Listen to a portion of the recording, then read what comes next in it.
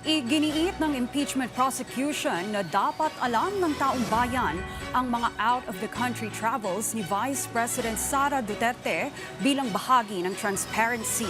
Kasunod ito ng pahayag ng Vice Presidente na ang pag-anunsyo umano ng Office of the President ng kanyang mga biyahe ay posibleng magdulot ng banta sa kanyang seguridad.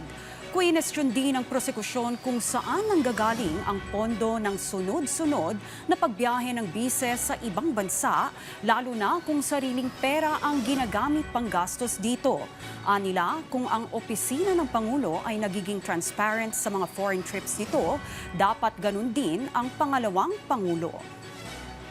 Kung ang sasabihin naman ng Vice President's Office, yung pag-travel naman ng Vice President, hindi naman gumagamit ng public funds, gumagamit ng personal funds, no?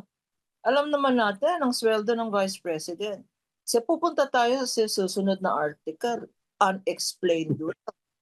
Kung sinasabi niyang ginagamit niya yung personal funds, aba, panay ang biyahe niya sa Hague, sa Europe. Ang dami niyang dinadalaw sa Middle East. Ngayon, sa Asia naman, marami siyang.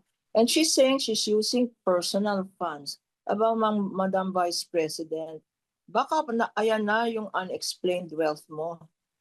Ayan ang susunod na article natin. How do you explain your personal funds if it is stated in your SALN kung ano ang sweldo nyo, ano ang businesses ng asawa ninyo, saan nang gagaling yung personal funds na ginagastos mo para sa mga travels mo. Di unexplained yon. Di exciting ang storya sa next article natin sa impeachment.